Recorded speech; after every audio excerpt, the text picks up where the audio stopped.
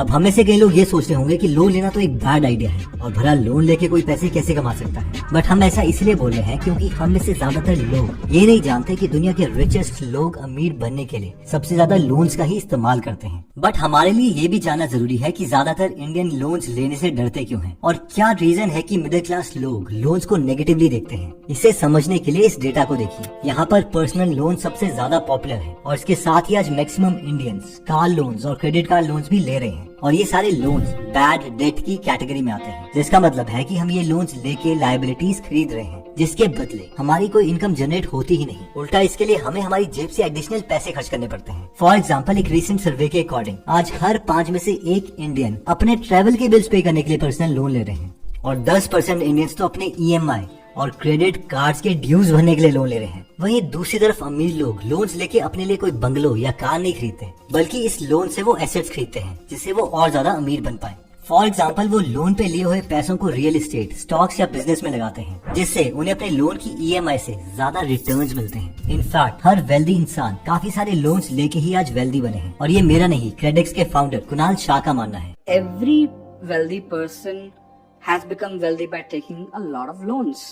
But यहाँ difference यही है कि ये सारे लोन्स गुड डेट की कैटेगरी में आते हैं जिसे एसेट्स में या फिर उस बिजनेस को एक्सपैंड करने के लिए इन्वेस्ट किया जाता है ताकि वो हजारों करोड़ों रुपए के प्रॉफिट कमाए। अब हम में से कई लोग सोच रहे होंगे कि 1, हम जैसे मिडिल क्लास लोगों को ऐसे इन्वेस्टमेंट करने के लिए भला पैसे कौन देगा, और 2, इवन अगर हमें लोन मिल भी जाता है तो एक आम आदमी की रिस्क टेकिंग एबिलिटी होती कितनी है। वो लोन वाले पैसों को ऐसी जगह लगाने का रिस्क कैसे ले जहाँ पर पूरे पैसे डूबने के चांसेस हैं। और ये पॉइंट एकदम ठीक है। किसी भी नॉर्मल मिडिल क्लास आदमी को अश्नीर ग्रोवर की तरह 500 करोड़ का लोन कोई भी नहीं देगा, ना ही उन्हें कोई रियल एस्टेट या किसी बिजनेस में इन्वेस्ट करने के लिए लोन आसानी से मिलने वाला है। और इस प्रॉब्लम का सोल्यूशन यही है कि हम स्टार्टिंग में वहाँ से शुरू करें जहाँ पर बहुत ही कम पैसे लगा के हमें ज्यादा ग्रोथ मिल सके, बेशक वो शुरुआत कितनी ही छोटी क्यों ना हो। और कुछ ऐसा ही इन नॉर्मल मिडिल क्लास लेडीज ने आज से 60 साल पहले किया है। इन्होंने 1600 करोड़ की कंपनी खड़ी कर दी और वो भी बिना किसी एजुकेशन और बिना किसी बिजनेस एक्सपीरियंस के, वो भी अपने घर की छत से शुरू करके। हम बात कर रहे हैं लिज्जत पापड़ की और इनके फाउंडर्स ने पहले दिन सिर्फ 4 पैकेट बेचे थे और काफी कम लोगों को ये पता है कि इस कंपनी को 1959 में 7 मिडिल क्लास गुजराती लेडीज ने शुरू किया था ताकि उनको घर चलाने के लिए कुछ एक्स्ट्रा पैसे मिल सके। और इसे शुरू करने के लिए उन्होंने 80 रुपए का एक छोटा सा लोन लिया था। वही आज लिज्जत पापड़ इतना सक्सेसफुल है कि ये ऑलमोस्ट 50,000 लोगों को एम्प्लॉयमेंट दे रहा है और इनका एनुअल टर्नओवर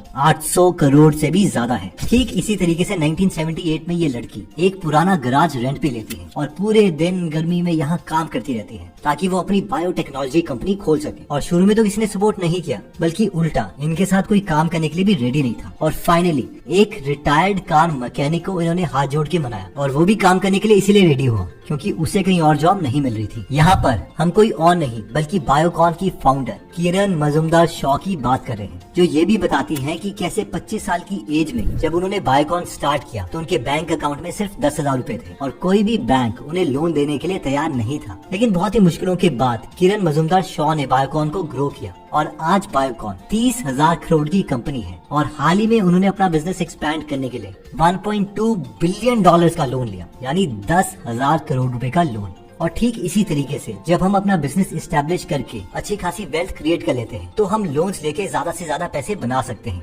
जिसे फाइनेंशियल लेवरेजिंग कहा जाता है। फाइनेंशियल लेवरेज को हम आसान भाषा में एक एग्जांपल से समझते हैं। मान लीजिए कि आपके पास 2 लाख रुपए हैं और आपको किसी बिजनेस में 20% की ग्रोथ अपॉर्चुनिटी दिखाई दे रही है। अब अगर हम 2 लाख रुपए इस बिजनेस में लगाते हैं तो इसका 20% हुआ 40,000 रुपए और इतना हमें रिटर्न मिलेगा। बट वहीं पर अगर हम 8% का इंटरेस्ट रेट पर 18 लाख रुपए का एक लोन लेते हैं और इसमें अपने 2 लाख ऐड करके इसी सेम बिजनेस में इन्वेस्ट करते हैं तो हमें 20% ऑफ 20 लाख यानी 4 लाख रुपए का रिटर्न मिलेगा। और इस 18 लाख के लोन पर हमें 1,44,000 का इंटरेस्ट पे करना पड़ेगा। यही इंटरेस्ट पे करने के बाद भी हमें 2.5 लाख रुपए का एक्स्ट्रा प्रॉफिट हो रहा है और इसी को फाइनेंशियल लेवरेजिंग कहा जाता है। बेसिकली इसमें हमने अपने कैपिटल को मैक्सिमाइज करने के लिए लोन का इस्तेमाल किया है ताकि हम एक बड़ा अमाउंट इन्वेस्ट कर सके और इस पर हमें ज्यादा से ज्यादा रिटर्न मिले। लेकिन इसमें रिस्क भी बहुत ज्यादा है। अब हम 4 ऐसे तरीके देखते हैं जिससे अमीर लोग पैसों को लेवरेज करके और भी ज्यादा अमीर बनते हैं।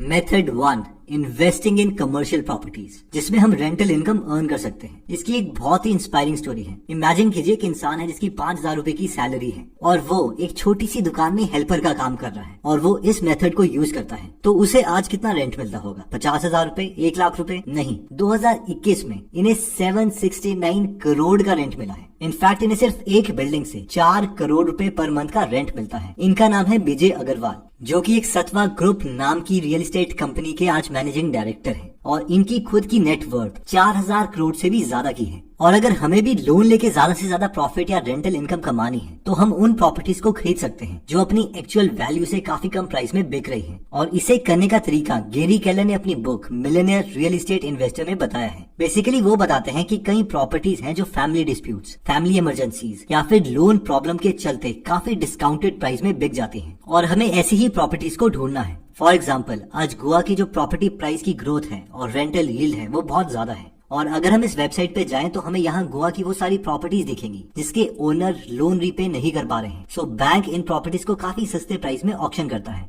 जैसे कि यहाँ गोवा के पॉश एरिया के 2 घर सिर्फ 70 लाख के ऑक्शन में बिक रहे हैं, जो कि इसकी रियल मार्केट वैल्यू से काफी कम है। और as a thought experiment, let's say कि हम 10 लाख का डाउन पेमेंट करके 70 लाख रुपए का एक लोन लेते हैं और इस प्रॉपर्टी को खरीद लेते हैं, रेनोवेट करते हैं, तो इसकी वैल्यू एटलीस्ट 20 से 30 लाख ज्यादा की तो हो जाएगी और हम इसे हर महीने अपने लोन की EMI से भी ज्यादा रेंटल इनकम अर्न कर सकते हैं। और इसके साथ ही अगर घर का प्राइस 5 या 6 साल में बढ़ जाता है या डबल के आसपास हो जाता है तो ये लोन एक गुड डेट कहलाएगा, ना कि बैड डेट।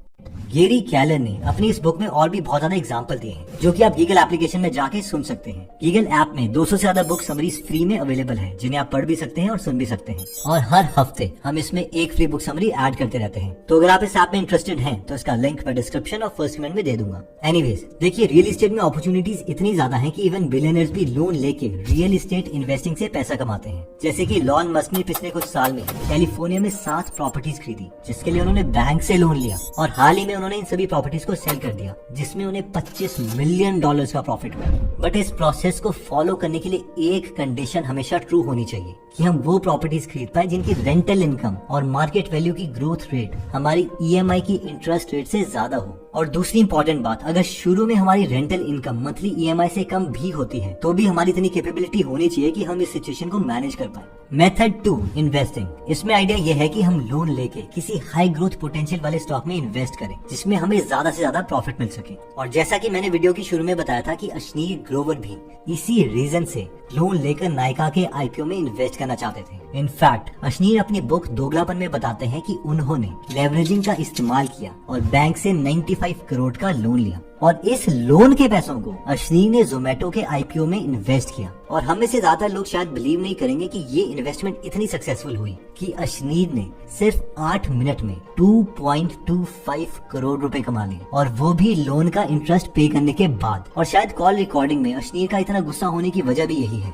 कि नायका IPO के शेयर्स ऑलमोस्ट 80% गेन के साथ लिस्ट हुए थे और अगर उन्हें टाइम में लोन मिल जाता तो उनके पैसे ऑलमोस्ट डबल हो जाते। बट लोन लेके इन्वेस्टिंग करने में जितना ज्यादा प्रॉफिट है इसमें रिस्क भी उतना ज्यादा है। ऑल्सो जहाँ अश्नीर जैसे इन्वेस्टर्स के पास मिलियंस ऑफ डॉलर्स की वेल्थ है, वहीं दूसरी तरफ हम जैसे मिडिल क्लास इन्वेस्टर अगर थोड़ी बहुत वेल्थ इकट्ठा कर भी लेते हैं तो भी हम लोन लेके स्टॉक मार्केट जैसी रिस्की जगह में इन्वेस्ट नहीं कर सकते क्योंकि हम में से ज्यादातर लोगों को नॉलेज भी कम है और साथ में चांसेस भी यही है कि इससे हमारे सारे पैसे डूब जाएंगे।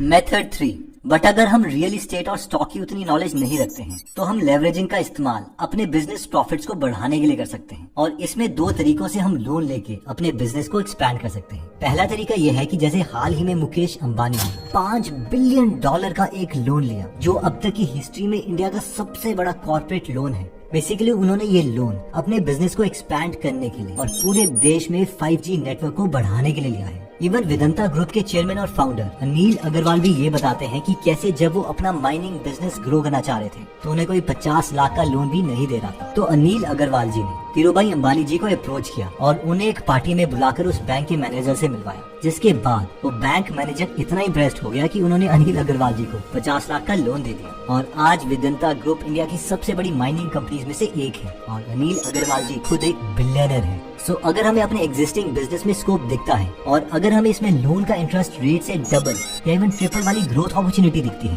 तो हम भी लोन लेके अपने बिजनेस को एक्सपैंड कर सकते हैं। आइए इस पे एक थॉट एक्सपेरिमेंट करते हैं। अगर हमारा एक रेस्टोरेंट का बिजनेस है जिसकी ग्रोथ बहुत ही अच्छी है, इतनी अच्छी कि इवन किसी दूसरे टाउन या एरिया में भी हमारे लिए डबल ग्रोथ अपॉर्चुनिटी है, तो सिर्फ ऐसी सिचुएशन में हम अपना लोन लेके उस पर्टिकुलर टाउन या एरिया में अपने रेस्टोरेंट की एक और ब्रांच खोल सकते हैं ताकि हमें इस ग्रोथ अपॉर्चुनिटी का ज्यादा से ज्यादा फायदा मिले। सेकंड, एक बार अगर हमारा एक पर्टिकुलर बिजनेस वेल एस्टेब्लिश्ड और सक्सेसफुल हो जाता है तो हम लोन लेके किसी दूसरे बिजनेस में भी पैसे इन्वेस्ट कर सकते हैं या फिर उन्हें पूरी तरह से बाय आउट भी कर सकते हैं। इस प्रोसेस को लेवरेज्ड बाय आउट कहा जाता है। कई बिलियनियर्स इसे यूज करके दूसरे प्रॉफिटेबल कंपनीज को एक्वायर करते हैं। फॉर एग्जाम्पल, गौतम अदानी को जब सीमेंट इंडस्ट्री में ग्रोथ दिखी तो उन्होंने खुद का बिजनेस नहीं खोला, बल्कि उन्होंने एसीसी और अंबुजा सीमेंट को एक्वायर करने का प्लान बनाया और इसके लिए उन्होंने 32,000 करोड़ का लोन लिया। अब स्मॉल बिजनेस ओनर्स तो इतना बड़ा लोन नहीं ले सकते, बट इस मेथड को समझ सकते हैं और शायद कभी सही टाइम आने पर छोटे स्केल में हम इस आइडिया को इम्प्लीमेंट कर पाए।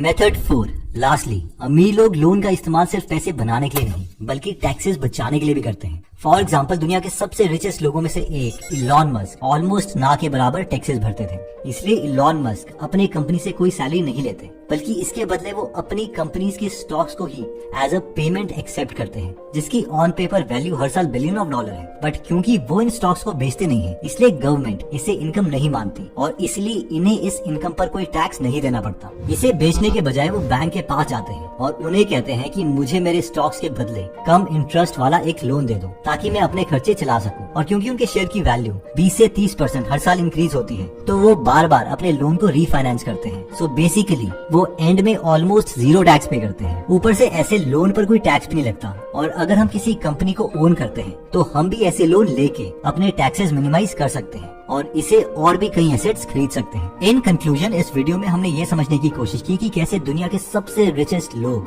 लोन लेके ही अमीर बनते हैं और कैसे वो अपने पैसे को लेवरेज करके और भी ज्यादा पैसे कमाते हैं। बट अगर हम मिडिल क्लास इंडियंस की बात करें तो हम में से ज्यादातर लोग लोन लेके ऐसे इन्वेस्टमेंट करने का रिस्क नहीं ले सकते। ज्यादा से ज्यादा या तो हम लोन का इस्तेमाल करके एक खुद का बिजनेस एस्टेब्लिश कर सकते हैं या फिर हम इसमें छोटे मोटे कमर्शियल प्रॉपर्टीज ले सकते हैं। इससे ज्यादा रिस्क लेने के लिए सबसे बड़ी प्रॉब्लम यह है कि हमारे पास उतनी नॉलेज नहीं है और हाँ, उतनी रिस्क कैपेबिलिटी भी नहीं है। इसलिए मेरे ओपिनियन में सबसे पहले तो हमें खुद को एजुकेट करना चाहिए और बाद में थोड़ी बहुत इन्वेस्टमेंट करके अपने कम पैसों में मिस्टेक्स कर लेनी चाहिए ताकि बड़ा रिस्क लेके बड़ा धमाका ना करें। और सेविंग और इन्वेस्टमेंट करने के सबसे बेस्ट तरीकों पर हमने ये वीडियो भी बनाई है, जिसे आप यहाँ पर आई के बटन को क्लिक करके देख सकते हैं। फाइनली सबसे इम्पोर्टेंट बात, लेवरेजिंग बहुत ही इम्पोर्टेंट कॉन्सेप्ट है, लेकिन ये धमाका भी है जो सिर्फ हमारे ऊपर भी चल सकता है। फाइनली आई होप ये वीडियो आपको बहुत अच्छी लगी होगी और इसे जरूर अपने फैमिली वाले ग्रुप में व्हाट्सएप में जरूर शेयर कीजिए ताकि आपके फैमिली मेंबर्स या फ्रेंड्स को पता लगे कि लोन की पावर क्या है और ये बैकफायर भी कैसे कर सकता है।